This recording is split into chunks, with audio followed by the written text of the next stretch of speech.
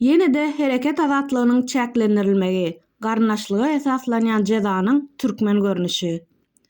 15-nji iýulda Aşgabat şäherindäki halkara howa menziline Türkmenistanyň raýaty Sadakat Nurimbetowa Türkmen howa ýollarynyň Stambula uçan uçurundan düşürildi. Etniki özbek Sadakat Nurimbetowa Stambul Lukmançylyk Uniwersitetiniň 2-nji ýyl talebi we şoňa laýyklykda Türkde ýaşama üçin wagtlaýyn ruhsatnamasy, kimligi bar. 5-nji iýunda Sadakat täze pasport almak üçin watanyna gitdi. 10-njy iýulda ony aldy we Stambula uçar petek satyn aldy. Howa menziline pasport gözegçiliginden geçenlerine migrasiýa gullugynyň 2 işgäri talebiň pasportyny alyp bir-birine seredip, bu şol gyzyp Sadakat Nurimbetowany aýratyn otaga çagyrdylar. Ol ýerde barmak izi aldylar. Soňra gyzga söhbetdeşlik boldy.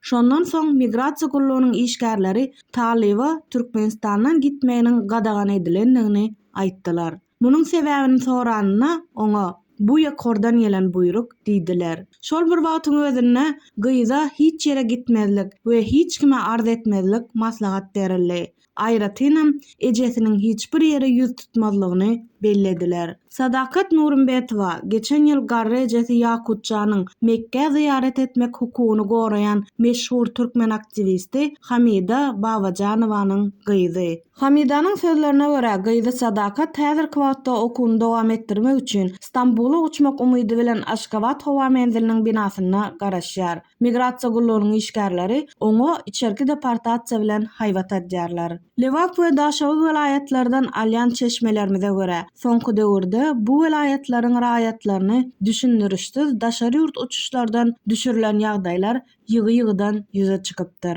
Munyň sebäbini soranlaryna howa menziliniň işgärleri ýaşaýan ýeriňizdäki migrasiýa gullugyna ýüz tutmagy maslahat berýärler. Bu serhetden gury ýerden geçeňde hem bolýar. Mysal üçin Hamida Babajanowyň uýalaryna hem syýahat gadaganlygy girizildi. Bu Özbegistana syýahat etjek bolana belli boldy.